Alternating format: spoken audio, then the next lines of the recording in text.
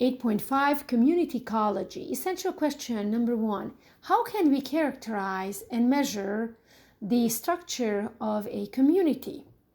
Let's define what community is. Group of different species or population living in the same area, and they interact with each other. How can we characterize a community? The best characterization is going to be to use the species diversity. The species diversity consists two subcategories. Number 1 is the species richness. So how many different species live over a certain area? And we will draw two plots, A and B. And A will contain 11 orange organisms and 1 blue organism. So the species richness will be 2. And the B will contain 5 blue, 2 oranges, 3 greens, and 2 red organisms. So the richness for A is 2 because orange and blue, and richness for B is 4, orange, blue, green, and red. The other subcategory that defines the species diversity is the relative abundance, the size of different populations in the community. So in both cases, we are going to use 12 organisms, and in that case, the species richness will be 4 for C and D, and we will see what it means, relative abundance. So for C, we will have 9 oranges, 1 red, 1 blue, and 1 green. For the D, it will be 3 oranges, 3 from each, let's say it. So the richness is the same, but still different. So how can we quantify the species diversity? We use the Simpson's diversity index. The formula will be on the AP biology sheet, formula sheet. The SDI 1 minus summa n over capital N squared, it means that the uppercase is total number of organisms in the community, and the lowercase n is the total number of organisms in a population. You square that division and you add them up all together, and you subtract that from 1. So let's find out for the actual plots what we did. 11 over 12 squared, 1 over 12 squared. So these are the different diversity indexes for the different plots.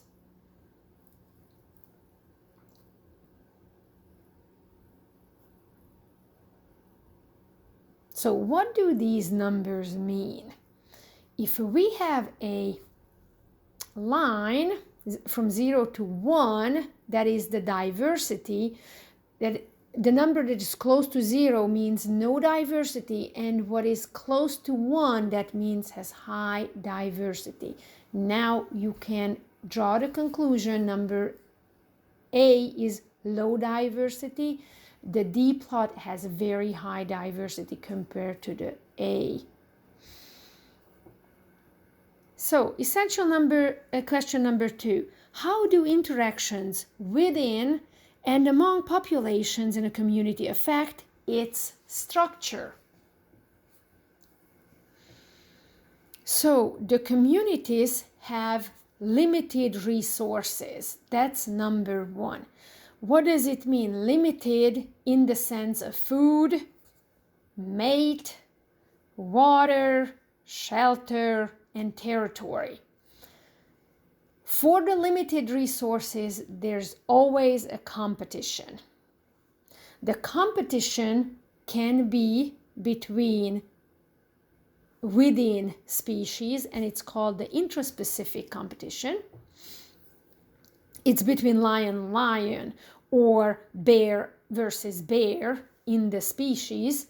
And we have the interspecific competition between different species, such as lion versus hyenas, or bear versus wolves, or bears versus squirrels for the acorns, or oak tree versus ash tree for the light, or different plants in a desert for water. They do competition, and it's lose-lose for both of them, because none of them is really gaining from that. One very special case is the niche partitioning between organisms, when two similar species, such as birds, minimize competition over a niche. One species will live in the top of the tree, the other one probably specialized for the bottom of the tree. Interactions between species in a community. Now, this is part of the interspecific relationship. It can be negative interaction. The negative interaction is the predator-prey relationship, when the predator, the lion versus the zebra, for example. And here is a graph that we want to just graph the population over time for the zebra, up and down, as well as for the lion, up and down. You have to just notice that the predator's curve always lags behind the prey's curve. Okay, so here is the top, a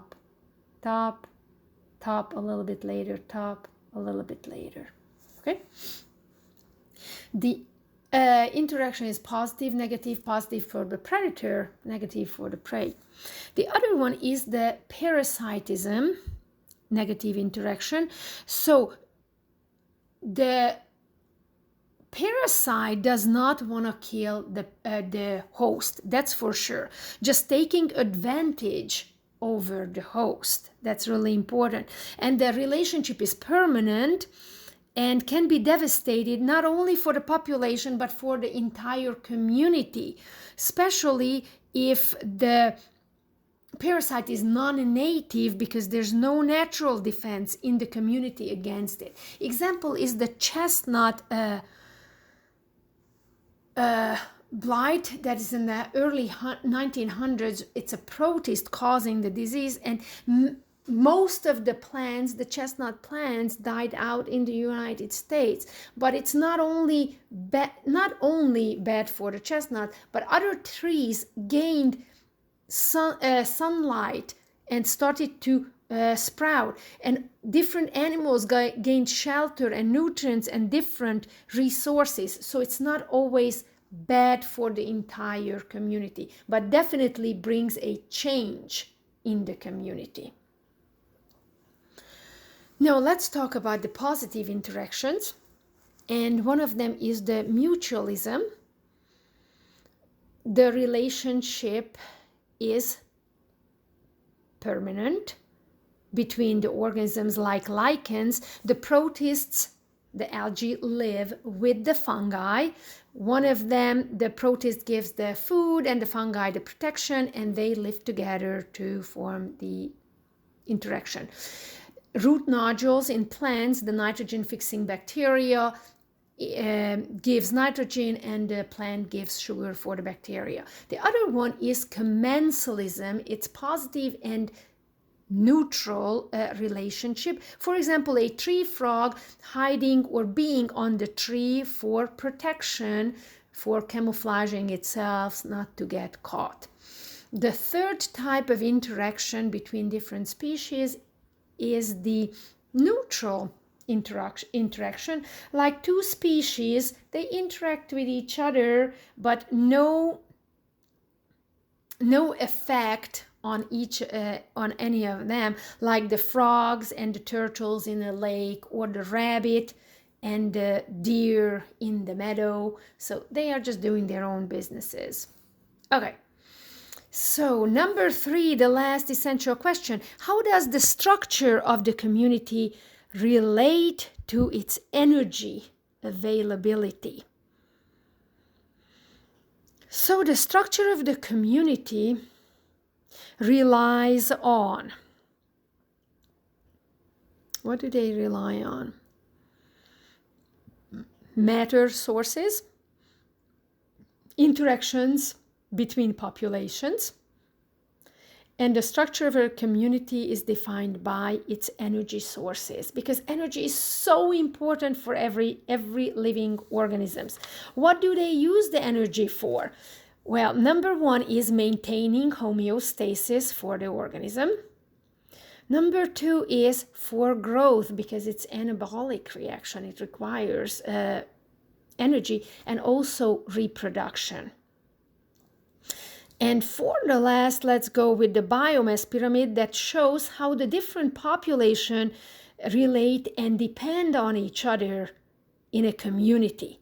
The lowest level is the producers, and they get their resources from the sun, the energy.